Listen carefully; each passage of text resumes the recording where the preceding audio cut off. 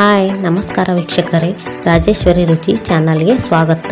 ಇವತ್ತು ನಾವು ಉತ್ತರ ಕರ್ನಾಟಕದ ಸ್ಪೆಷಲ್ ರೆಸಿಪಿ ಆದಂತಹ ಟೊಮಾಟೊ ರಸಮನ್ನು ಹೇಗೆ ಮಾಡೋದಂತ ನೋಡೋಣ ಬನ್ನಿ ವೀಕ್ಷಕರೇ. ಈ ಟೊಮಾಟೊ ರಸಮ ಹುಣಸೆ ಹಣ್ಣು ಮತ್ತು ರಸಂ ಪುಡಿ ಇಲ್ಲದೆ ತಯಾರಿಸಲಾಗುತ್ತದೆ. ಇದು ಹೆಚ್ಚು ಹುಳಿ ಮತ್ತು ಕಟುಕಾದ ಟೊಮಾಟೊ ಪರಿಮಳವನ್ನು ಹೊಂದಿದೆ. ಆದ್ದರಿಂದ ಈ ಟೊಮಾಟೊ ರಸಮನ್ನು ಮಾಡುವ ವಿಧಾನವನ್ನು ನೋಡೋಣ ಬನ್ನಿ. ಮೊದಲಿಗೆ 4 ಕೆಂಪು ಟೊಮಾಟೊಗಳನ್ನು ತೆಗೆದಿಟ್ಟುಕೊಳ್ಳಿ. ಈಗ ಗ್ಯಾಸ್ ಆನ್ ಮಾಡಿ ಒಂದು ಬಾಣಲಿಗೆ 1 ಸ್ಪೂನ್ ಎಣ್ಣೆ ಕಾದ ನಂತರ ಇದಕ್ಕೆ ಎಲ್ಲ ಟೊಮಾಟೊಗಳನ್ನು ಹಾಕಿಕೊಂಡು ಎಣ್ಣೆಯಲ್ಲಿ ಚೆನ್ನಾಗಿ ಫ್ರೈ ಮಾಡಿಕೊಳ್ಳಬೇಕು. ನೋಡಿ ವೀಕ್ಷಕರೇ, ಈ ಟೊಮಾಟೊಗಳನ್ನು ಹಾಕಿಕೊಂಡ ನಂತರ ಇವುಗಳನ್ನು ನಾವು 2 ನಿಮಿಷಗಳ ಕಾಲ ಚೆನ್ನಾಗಿ ಎಣ್ಣೆಯಲ್ಲಿ ಫ್ರೈ ಮಾಡಿಕೊಳ್ಳಬೇಕು. ಟೊಮಾಟೊವು ಸ್ವಲ್ಪ ಮೆತ್ತಗಾಗುವವರೆಗೆ ಇದನ್ನು ನಾವು ಎಣ್ಣೆಯಲ್ಲಿ ಚೆನ್ನಾಗಿ ಫ್ರೈ ಮಾಡಿಕೊಳ್ಳಬೇಕು. ಈ ರೀತಿಯಾಗಿ ಎಣ್ಣೆಯಲ್ಲಿ ಫ್ರೈ ಮಾಡಿಕೊಳ್ಳುವುದರಿಂದ ಟೊಮಾಟೊ ರಸಂ ತುಂಬ ಚೆನ್ನಾಗಿ ಬರುತ್ತದೆ. ಆದ್ದರಿಂದ ಇದನ್ನು ನಾವು ಫ್ರೈ ಮಾಡಿಕೊಂಡ ನಂತರ ಒಂದು ಪ್ಲೇಟಿಗೆ ತೆಗೆದಿಟ್ಟುಕೊಳ್ಳೋಣ. ಈಗ ಒಂದು ಮಿಕ್ಸಿ ಜಾರಿಗೆ ಸ್ವಲ್ಪ ಕೊತ್ತಂಬರಿ ಸೊಪ್ಪು, 8 ರಿಂದ 10 ಬೆಳ್ಳುಳ್ಳಿ ಹೆಸರು, ಸ್ವಲ್ಪ ಹಸಿ ಶುಂಠಿ, 4 ಲವಂಗ, 5 ರಿಂದ 6 ಕರಿಮೆಣಸು, 2 ಚಕ್ಕೆ, ಸ್ವಲ್ಪ ಜೀರಿಗೆಯನ್ನು ಹಾಕಿಕೊಂಡು ಈ ಪೇಸ್ಟನ್ನು ನಾವು ತರಿತರಿಯಾಗಿ ರುಬ್ಬಿಕೊಳ್ಳಬೇಕು. ನೋಡಿ ವೀಕ್ಷಕರೇ, ಈ ರೀತಿಯಾಗಿ ತರಿತರಿಯಾಗಿ ಈ ಪೇಸ್ಟನ್ನು ರುಬ್ಬಿಕೊಂಡ ನಂತರ ಒಂದು ಬೌಲಿನಲ್ಲಿ ತೆಗೆದಿಟ್ಟುಕೊಳ್ಳೋಣ. ಈಗ ಅದೇ ಮಿಕ್ಸಿ ಜಾರಿಗೆ ಎಣ್ಣೆಯಲ್ಲಿ ಫ್ರೈ ಮಾಡಿಕೊಂಡಿರುವಂತಹ ಟೊಮಾಟೊವನ್ನು ಹಾಕಿಕೊಂಡು ಚೆನ್ನಾಗಿ ರುಬ್ಬಿಕೊಳ್ಳಬೇಕು. ನೋಡಿ ವೀಕ್ಷಕರೇ, ಈ ರೀತಿಯಾಗಿ ನುಣ್ಣಗೆ ರುಬ್ಬಿಕೊಳ್ಳಬೇಕು. ಈಗ ಮತ್ತೊಂದು ಬಾಣಲಿಗೆ 2 ಸ್ಪೂನ್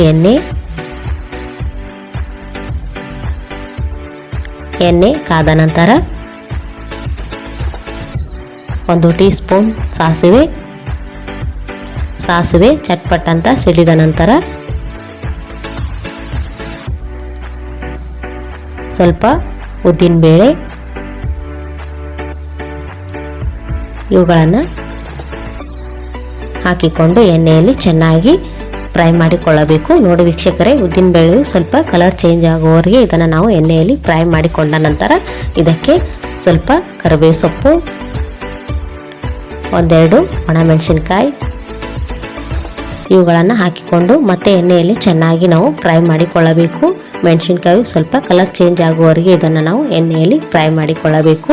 ನೋಡಿ ವೀಕ್ಷಕರೇ, ಈ ರೀತಿಯಾಗಿ ಇವುಗಳನ್ನು ನಾವು ಎಣ್ಣೆಯಲ್ಲಿ ಫ್ರೈ ಮಾಡಿಕೊಂಡ ನಂತರ ನುಣ್ಣಗೆ ರುಬ್ಬಿಕೊಂಡಿರುವಂತಹ ಟೊಮಾಟೊ ಪೇಸ್ಟನ್ನು ಹಾಕಿಕೊಂಡು ಮತ್ತೆ ಚೆನ್ನಾಗಿ ಮಿಕ್ಸ್ ಮಾಡಿಕೊಳ್ಳಬೇಕು. ನೋಡಿ ವೀಕ್ಷಕರೇ, ಟೊಮಾಟೊ ಪೇಸ್ಟನ್ನು ಹಾಕಿಕೊಂಡ ನಂತರ 1 ನಿಮಿಷಗಳ ಕಾಲ ಇದನ್ನು ನಾವು ಚೆನ್ನಾಗಿ ಮಿಕ್ಸ್ ಮಾಡಿಕೊಳ್ಳಬೇಕು.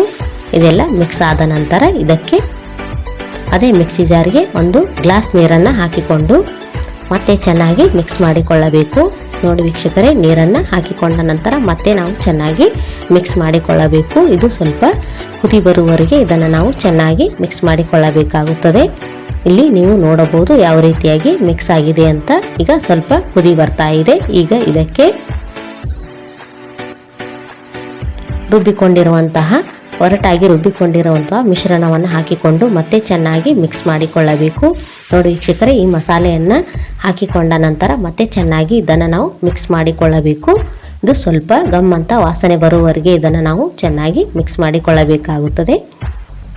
ಇದು ಮಿಕ್ಸ್ ಆದ ನಂತರ ಇದಕ್ಕೆ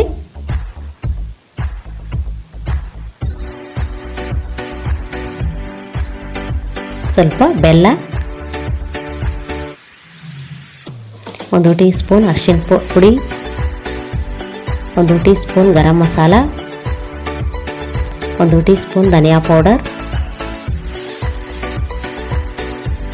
ಮತ್ತು ರುಚಿಗೆ ತಕ್ಕಷ್ಟು ಉಪ್ಪನ್ನು ಹಾಕಿಕೊಂಡು ಮತ್ತೆ ಚೆನ್ನಾಗಿ ಮಿಕ್ಸ್ ಮಾಡಿಕೊಳ್ಳಬೇಕು. ನೋಡಿ ವೀಕ್ಷಕರೇ, ಈ ಎಲ್ಲ ಮಸಾಲೆ ಪದಾರ್ಥಗಳನ್ನು ಹಾಕಿಕೊಂಡ ನಂತರ ಮತ್ತೆ ಚೆನ್ನಾಗಿ ಮಿಕ್ಸ್ ಮಾಡಿಕೊಳ್ಳಬೇಕು.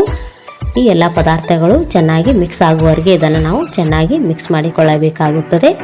ನೋಡಿ, ಈ ರೀತಿಯಾಗಿ ಮಿಕ್ಸ್ ಮಾಡಿಕೊಂಡ ನಂತರ ಸ್ವಲ್ಪ ಕುದಿ ಬಂದ ನಂತರ ಇದಕ್ಕೆ ಚಿಕ್ಕದಾಗಿ ಕಟ್ ಮಾಡಿಟ್ಟುಕೊಂಡಿರುವಂತಹ ಕೊತ್ತಂಬರಿ ಸೊಪ್ಪನ್ನು ಹಾಕಿಕೊಂಡು ಮತ್ತೆ ಚೆನ್ನಾಗಿ ಮಿಕ್ಸ್ ಮಾಡಿಕೊಳ್ಳಬೇಕು. ನೋಡಿ ವೀಕ್ಷಕರೇ, ಕೊತ್ತಂಬರಿ ಸೊಪ್ಪನ್ನು ಹಾಕಿಕೊಂಡ ನಂತರ ಮತ್ತೆ ಚೆನ್ನಾಗಿ ಮಿಕ್ಸ್ ಮಾಡಿಕೊಂಡು ಒಂದು ಪ್ಲೇಟನ್ನು ಮುಚ್ಚಿ ಲೋ ಫ್ಲೇಮ್ ಉರಿಯಲ್ಲಿ ಇಟ್ಟುಕೊಂಡು 2 ನಿಮಿಷಗಳ ಕಾಲ ಬೇಯಿಸಿಕೊಂಡರೆ ಟೊಮಾಟೊ ರಸಮ್ಮು ರೆಡಿಯಾಗುತ್ತದೆ. ನೋಡಿ ವೀಕ್ಷಕರೇ, ಎಷ್ಟು ಚೆನ್ನಾಗಿ ಎಷ್ಟು ಸೂಪರಾಗಿ ಟೊಮಾಟೊ ರಸಮ್ ರೆಡಿಯಾಗಿದೆ ಅಂತ ನೀವು ನೋಡಬಹುದು. ಇದನ್ನು ಒಂದು ಬೌಲಿಗೆ ಸರ್ವ್ ಮಾಡಿಕೊಳ್ಳೋಣ. ನೋಡಿ ವೀಕ್ಷಕರೇ, ಒಂದು ಬೌಲ್ಗೆ ಸರ್ವ್ ಮಾಡಿಕೊಂಡ ನಂತರ ಇದು ಅನ್ನದ ಜೊತೆ ಸೂಪರ್ ಕಾಂಬಿನೇಷನ್ ಆಗಿರುವುದರಿಂದ ನೀವು ಕೂಡ ನಿಮ್ಮ ಮನೆಯಲ್ಲಿ ಒಮ್ಮೆ ಈ ಟೊಮಾಟೊ ರಸಮನ್ನು ಮಾಡಿ ನೋಡಿ. ನಮ್ಮ ಕರ್ನಾಟಕದ ಜನರು ಹೆಚ್ಚು ಈ ಟೊಮಾಟೊ ರಸಮನ್ನು ಹೆಚ್ಚಾಗಿ ಬಳಸುತ್ತಾರೆ. ಆದ್ದರಿಂದ ವೀಕ್ಷಕರೇ, ನೀವು ಕೂಡ ನಿಮ್ಮ ಮನೆಯಲ್ಲಿ ಈ ರಸಮನ್ನು ಒಮ್ಮೆ ಟ್ರೈ ಮಾಡಿ ನೋಡಿ. ನಿಮ್ಮ ಅನಿಸಿಕೆಗಳನ್ನು ನಮಗೆ ಕಮೆಂಟ್ಸ್ ಮೂಲಕ ತಿಳಿಸಿ ಮತ್ತು ನಮ್ಮ ಈ ರಾಜೇಶ್ವರಿ ರುಚಿ ಚಾನಲನ್ನು ಲೈಕ್ ಮಾಡಿ, ಶೇರ್ ಮಾಡಿ, ಸಬ್ಸ್ಕ್ರೈಬ್ ಮಾಡಿ. Thank you. ಧನ್ಯವಾದಗಳು ವೀಕ್ಷಕರೇ.